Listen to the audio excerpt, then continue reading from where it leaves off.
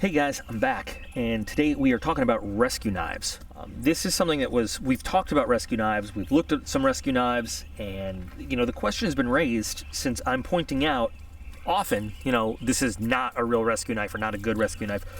Well, what makes a good rescue knife? What are the qualities that we should look for? And, could I show some good ones, since I'm always looking at some knives that say this, labeled rescue knife, and I say not good. That's a fair point, fair question. What is a good one? So I've got some to show you that market themselves as rescue knives that I say don't really make great rescue knives. And we're going to look at some that have the features that I, as a guy who was, you guys know most of my military experience, but mixed in there, I also have several years as a volunteer firefighter. I was a paramedic on an ambulance in New York, and I worked in the ER in New York. So, rescue knives as an actual tool is something I used for real. So I'm going to show you the features and the qualities that I would look for in a real rescue knife, things that are really going to be used in that arena. I know this video might not appeal to a very wide range, but, if we answer the question for just one person, I'm happy to do it. So lots of knives, lots of companies like to say, we gave you a line cutter, it's a rescue knife, and then sometimes they add in the glass breaker. But it takes more than that to be a rescue knife, a knife that is useful in rescue situations. And so I have some knives here. These all build themselves up as rescue knives. This one is by Oerla, and it's fairly inexpensive. I can't remember the actual price. It's a nice looking knife, not gonna lie. But, simply having a line cutter and a glass breaker does not make it a good rescue knife. I think we all remember this guy that we just saw recently. And once again, what do they give it that makes it a rescue knife? Well, a line cutter and glass breaker, and bam, you've got a rescue knife. And then this is the Kershaw Barricade. Now, you guys know I love Kershaw. I do. But this blade shape just is not a rescue knife, simply because it has a line cutter and a glass breaker. Oh, did you bring me a flower? Yeah. Thank you. That is wonderful. Ethan brought me a flower. You brought me two? Yeah. This is my lucky day. I love you so much. You are a very nice boy, and I love you too. So there are some things we look for in a knife that is actually going to be used as a rescue knife. The first thing you want, and I'm going to point out, is what we call flow-through construction. Now, if you're actually using a knife for rescue purposes, you're going to be in an environment where there's a chance that there's going to be lots of junk that's going to get in and around your knife.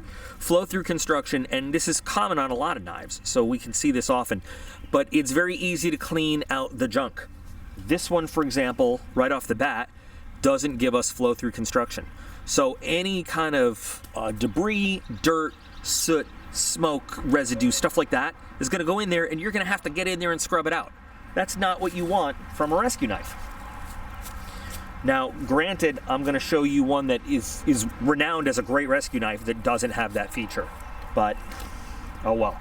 That's the first thing, just when you just pick up a rescue knife, you're like, hey, yeah, all that stuff, broken glass, shards of glass, all that stuff is going to easily be washed out of there and rinsed out of there. So this one does have it. The Kershaw Barricade has it. The Oerla does not. Unfortunately, the Victorinox rescue tool, as great as it is, does not have that. But that's number one.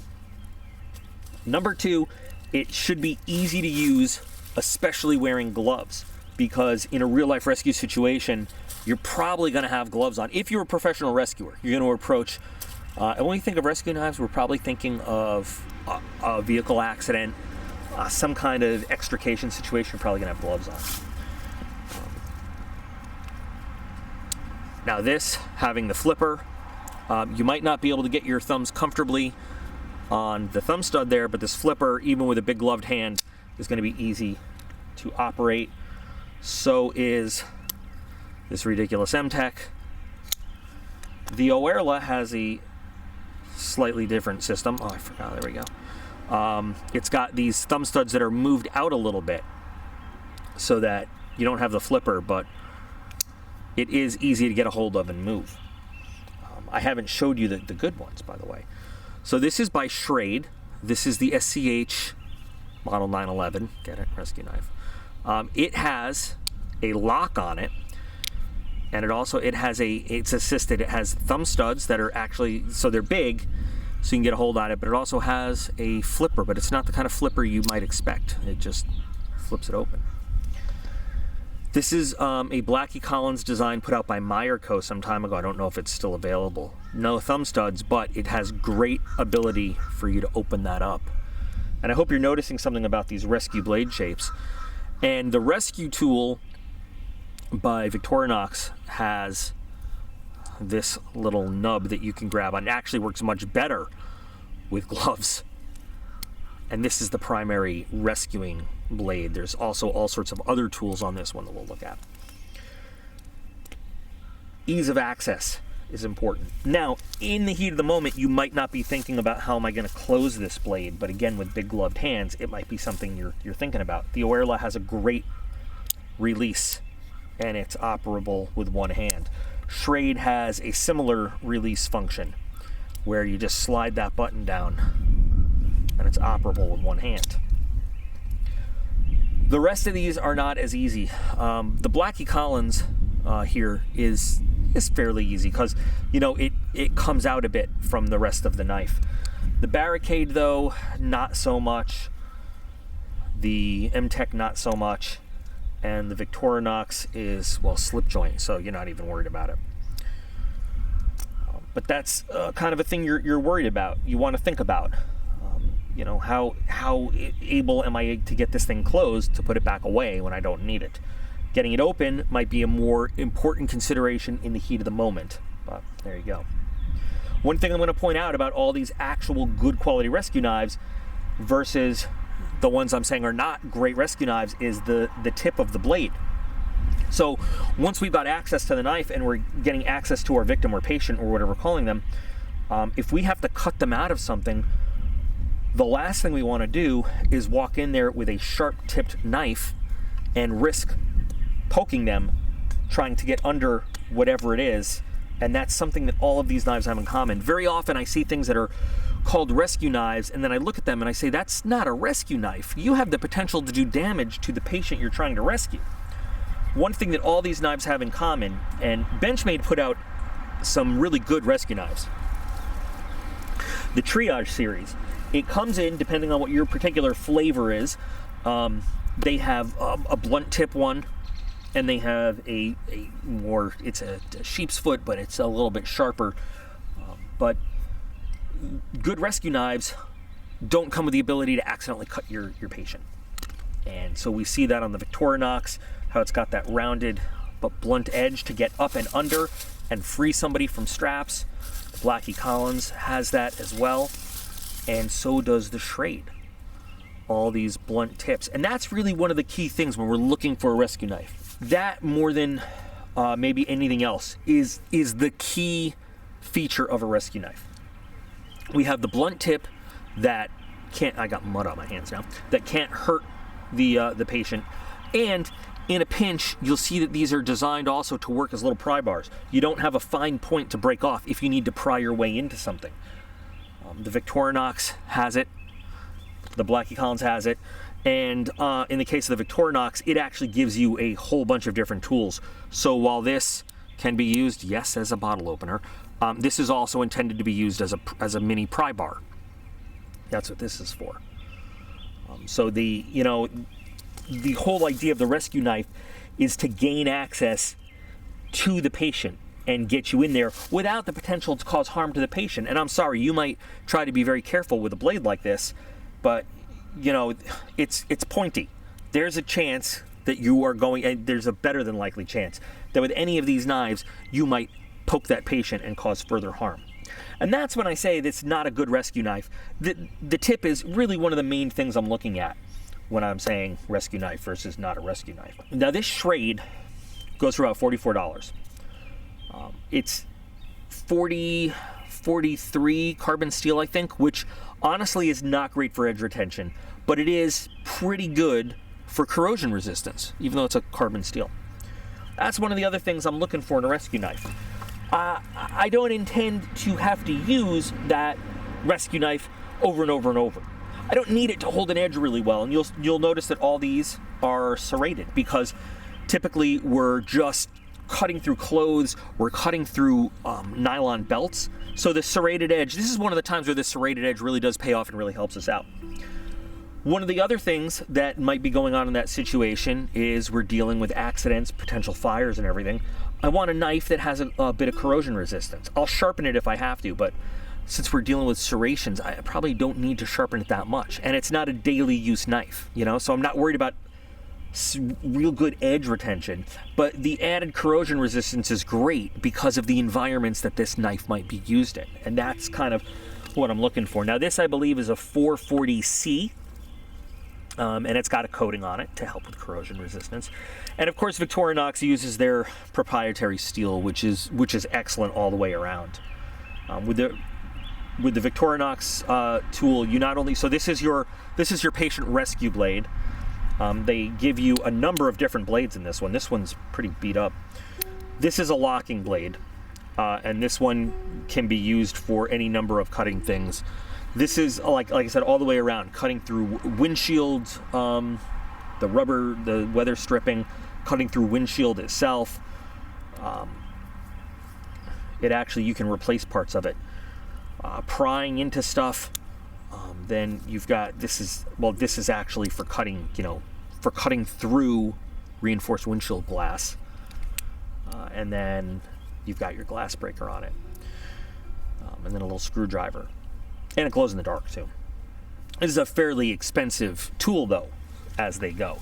The Blackie Collins, like I said, if they even still sell it, I've had this a long time. I've never actually used it because for a really long time I used my Benchmade Triage. I ended up giving it to a graduating student at Tyndall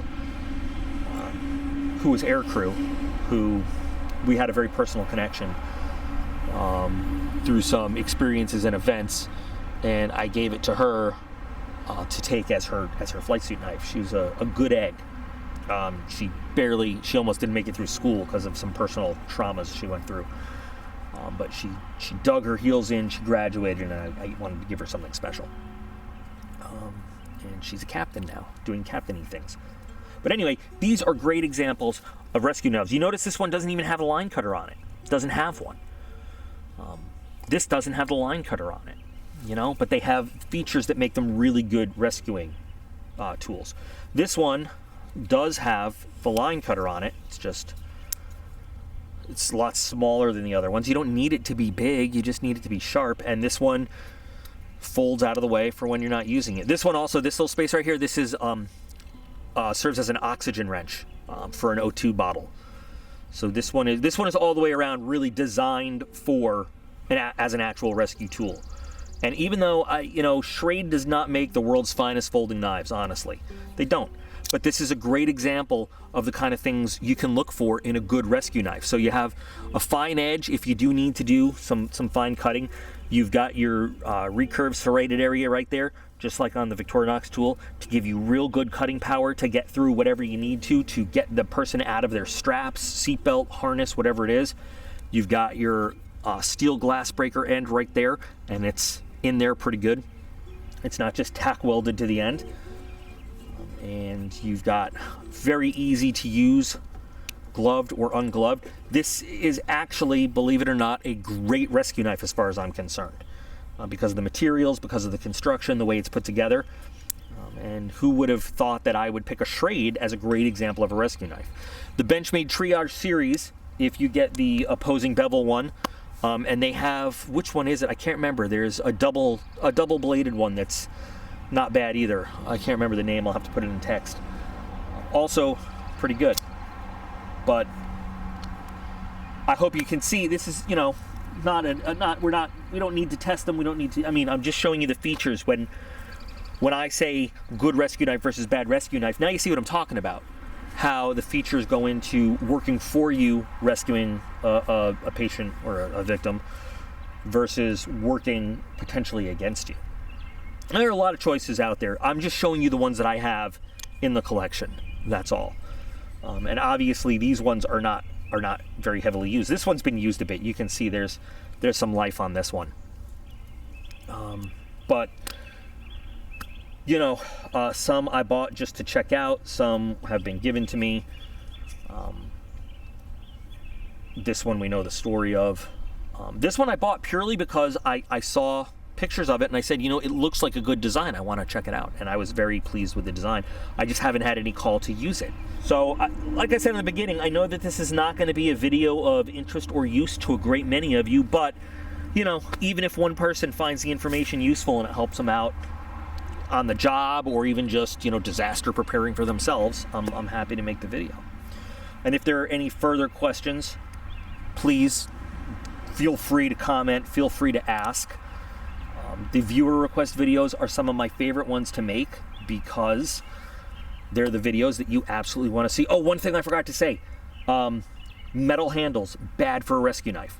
You're probably going to be wearing gloves anyway, but having the plastic washers, nylon washers, which these have, and having G10 or plastic handles gives you a little bit of insulation just in case you come in contact with some live wires. When you have the metal handles and everything and it's all coming in contact, it's, you know, nothing's guaranteed to you know, give you some kind of insulation, but metal handles look fancy, but you don't want your metal scales. You want to have some kind of non-conductive material. You know, there's metal all around it, but the less the better. Another thing you might notice, except for this one, which is tip up, which is odd because there can be some accidents with it. For the most part, rescue knives are going to be a tip down kind of thing, as they're worn on a duty belt or something. More flowers for me. Thank you, sir. When you're wearing something that is on a belt, you don't want anything to accidentally grab that and open it, which this has the lock on it, which is great, but you can see that, you know, as you're just walking around, if something were to snag that, that's something you don't really worry about when you have tip down, because it's probably not going to happen. But, so there we go. There's the whole spiel on rescue knives. What to look for, features that are important, features that, like repeating what I already said, features that help you in the performance of saving people rather than working against you in the performance of saving people. So I hope that answers the questions that were out there. And if there are questions that are unanswered, just let me know in the comments and we'll get to them. So thanks guys for asking the questions and giving me a chance to do the video for you. I hope it was informative. For those of you who had the questions, I hope this answers them. And for anybody else, I hope it was just entertaining and taught you something. So, as always, I appreciate every single one of you out there watching the videos and keeping this channel going. You are all absolutely awesome, and I will be back again real soon.